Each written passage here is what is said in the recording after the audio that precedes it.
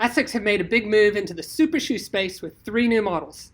The popular Meta Racer is no more and has been replaced by 2 new racers, the Metaspeed Sky and the Metaspeed Edge, and by a racer trainer, the Magic Speed. All 3 utilize carbon plate technology but with very different goals in mind. The Metaspeed Sky and the Magic Speed were released early April, while the Metaspeed Edge is going to be released in June. The Metaspeed Sky has already had some really great success. When US runner Sarah Hall ran 2:22 in the London Marathon, she came through to place second after being back in 10th place early in the race. So she really, I guess, was the first person who used this shoe to really have a lot of success. Since that time, more recently, Beth Potter from the UK broke the 5K road record for women, and she's a triathlete, but she broke the world record for women over 5K. I think it was about 14:41 that she ran, wearing a pair of these shoes. That was about 2-3 weeks ago. Closer to home, Lisa Jane Whiteman has been using these shoes, and she's run the fastest 10K time by an Australian in Australia while trialing this shoe. So we've got 2 types of shoes for 2 types of runners. This is the first shoe brand that has really tried to do this. So before designing these shoes, Asics had a look at running biomechanics, and they basically identified 2 different types of runners. To run faster, they felt that some runners just increased their cadence, that is the steps per minute, where other people increased both their cadence and their stride length. So they made the Metaspeed Sky as a shoe that will encourage the increase of your stride length, and the Metaspeed Edge, which comes out in June, is one that sort of facilitates an increased number of steps per minute. So they think that it's about 2.6% increase in steps per minute, and it's about a 3% increase in stride length that you can get from wearing these shoes. 2 different shoes that basically look identical but are subtly different, and it's going to be interesting to see how this goes. I'm really looking forward to when they bring out the research that they've done to show that these shoes are actually effective.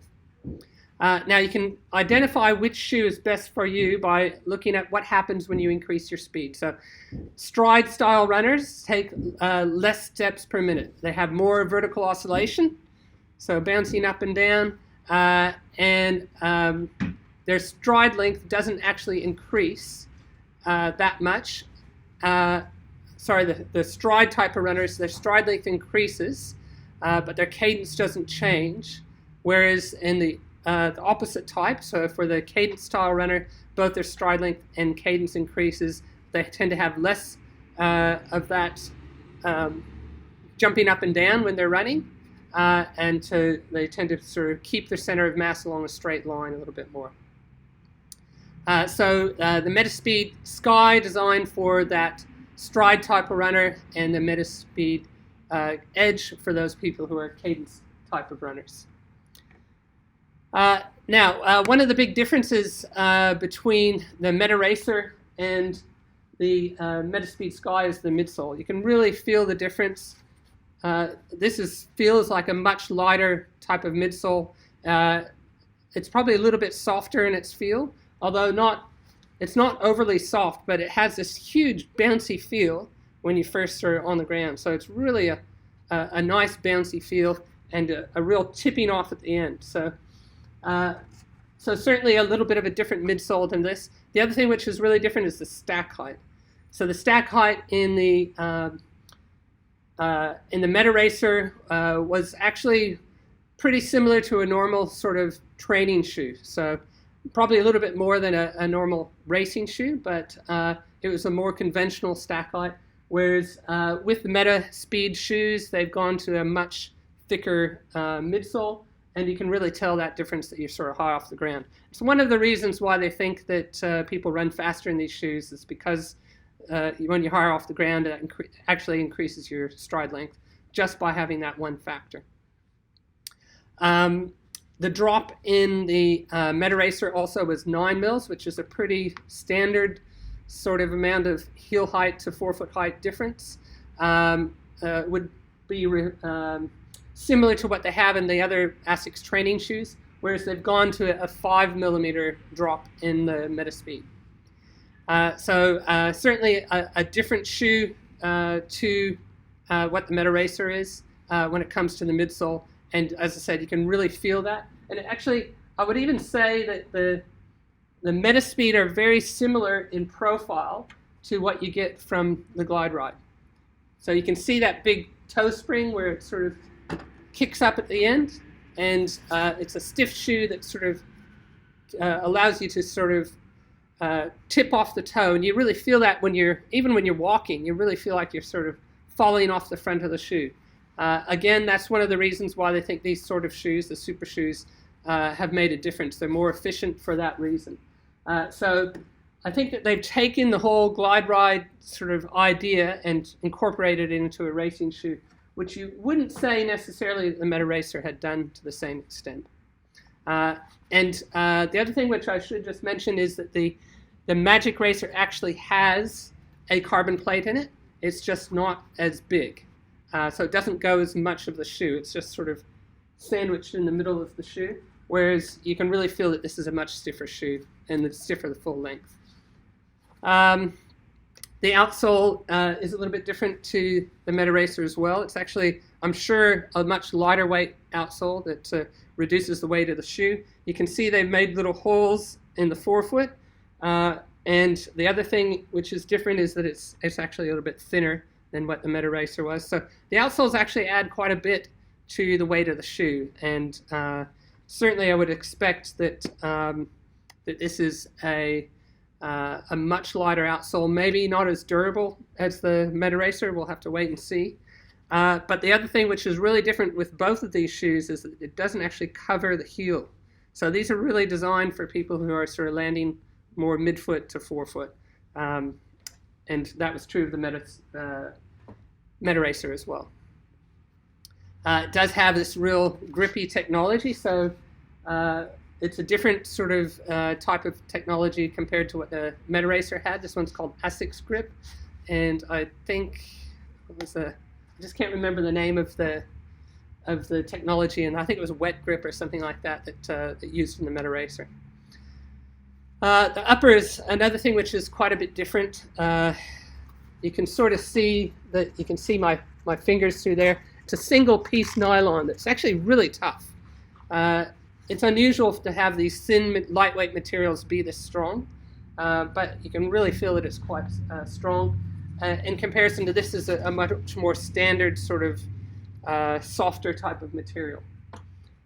So this engineered mesh upper sort of allows a lot of breathing while still having quite a good grip on your foot. The interesting thing is just with the fit is that it's quite wide on the forefoot in comparison to the rear foot, so it's probably a bit more generous than some of the other super shoes when it comes to the width in the forefoot. The other thing which is a bit different is there's no insole in these shoes. Actually, the Metaracer didn't have an insole either. But again, maybe that sort of cuts down a little bit on the weight of the shoe, but maybe it doesn't sort of mold around your foot quite as much as a traditional shoe with a removable, moldable insole. And again, a little bit harder to get an orthotic in there. You need to have a sort of thinner orthotic when you can't remove the insole. So quite a nice shoe. I should just mention the other thing about the upper is that there's no heel counter. There's no reinforced heel counter, but the heel counter collar is actually a little bit thicker. So it actually makes it a lot more comfortable around the top of the heel counter, which some of the other super shoes sort of can dig into your foot a little bit because they're trying to cut back on weight by having not much of a collar around the heel counter. So a very comfortable shoe when you have it on. On first feel, this shoe is extremely bouncy. It's bouncy without you losing much stability. So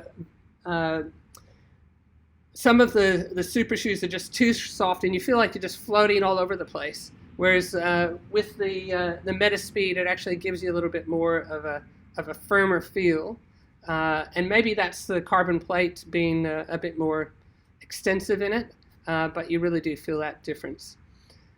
So We've got a lightweight super shoe racer.